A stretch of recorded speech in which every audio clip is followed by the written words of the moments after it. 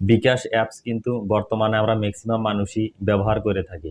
আর প্রতি মাসেই দেখা যায় যে এই অ্যাপস থেকে আমরা কিন্তু বিভিন্ন ধরনের বিল, যেমন বিদ্যুৎ বিল, গ্যাসের বিল, ইন্টারনেটের বিল, অথবা সেন্ড মানি, মোবাইল রিচার্জ, অথবা বাচ্চা কাচ্চার দেখা যায় যে স্কুলের বিলও কিন্তু আমরা এই বিকাশ থেকেই পেমেন্ট করে থাকি।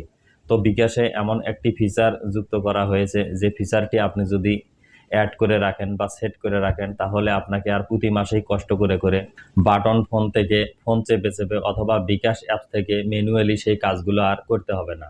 আপনি সিস্টেমটি শুধুমাত্র দিয়ে রাখবেন, প্রতি মাসের নির্দিষ্ট ওই তারিখেই কিন্তু আপনার সেই পে বিলগুলো অথবা সেন্ড মানি অথবা মোবাইল রিচার্জ অটো আপনার বিকাশ থেকেই হয়ে যাবে, বা অটো পেমেন্ট সেখান থেকে আপনার হয়ে যাবে।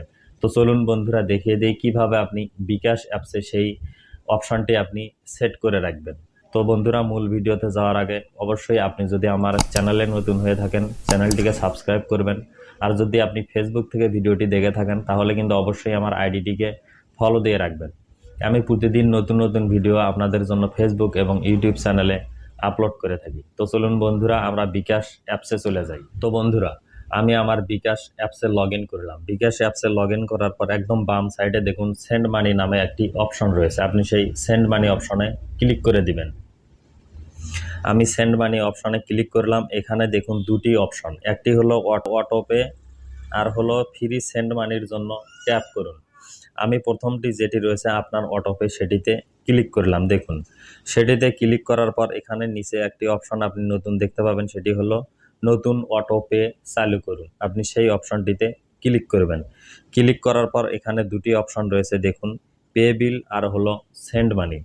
আমি পে বিল অপশনটি না করে যে সেন্ড মানি অপশনটি রয়েছে সেখানে ক্লিক করলাম। দেখুন, সেন্ড মানি অপশনে ক্লিক করার পর আমি যে নাম্বারে প্রতি মাসে নির্দিষ্ট তারিখে অথবা নির্দিষ্ট সময়ে যে টাকা সেন্ড মানি করব, সেই নাম্বারটি এখানে দিয়ে দিচ্ছি। দেখুন, তো বন্ধুরা, আমি কিন্তু যে নাম্বারে প্রতি মাসে সেন্ড মানি করব সেই নাম্বারটি এখানে দিয়ে দিলাম। দেওয়ার পর নিচে দেখুন অটো পে পরিমাণ নামে একটি অপশন দেখাচ্ছে। আপনি কত টাকা প্রতি মাসে সেই নাম্বারে সেন্ড মানি করতে চান সেটি এখানে দিতে হবে। আমি ধরুন এখানে 100 টাকা দিয়ে দিলাম।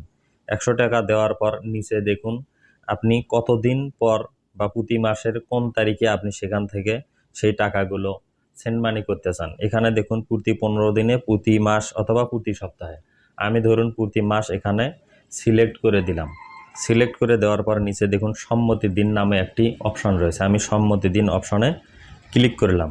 সম্মতি দিন অপশনে ক্লিক করার পর বিকাশের যে পিন নম্বর রয়েছে আমার, সেটি এখন এখানে দিতে হবে। তো বন্ধুরা, আমি আমার বিকাশের যে পিন নম্বর রয়েছে সেই পিন নম্বরটি দিয়ে এখানে ক্লিক করে দিচ্ছি। দেখুন, আমি সামনে অ্যারো চিহ্নতে ক্লিক করে দিলাম। তারপর দেখুন অটো পে চালু করতে ট্যাপ করে ধরে রাখুন। আমি অটো পে চালুর জন্য ট্যাপ করে এখানে ধরে রাখলাম। তারপর দেখুন আমার কিন্তু অটো পে চালুর রিকোয়েস্টটি সাবমিট হয়েছে দেখাচ্ছে। এখন যদি আমি আবার হোমে ফিরে গিয়ে দেখাই, তাহলে দেখুন এখানে দেখুন কিন্তু আপনার অটো পে আগে কিন্তু 0 ছিল, এখন কিন্তু 1 হয়েছে।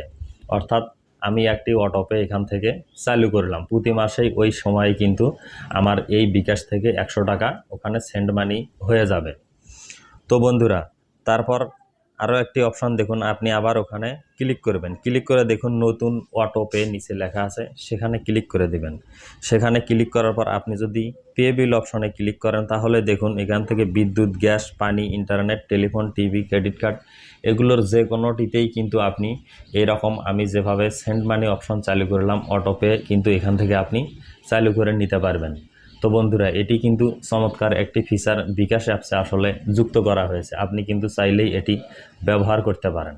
তো বন্ধুরা, আপনি যদি এইভাবে অটোপে অপশন চালু করে রাখেন, তাহলে আপনার ফোনে কিন্তু আপনার বিকাশ অ্যাকাউন্টে কিন্তু ওই নির্দিষ্ট সময়ের আগেই সেই নির্দিষ্ট পরিমাণ ব্যালেন্স অবশ্যই রাখতে হবে।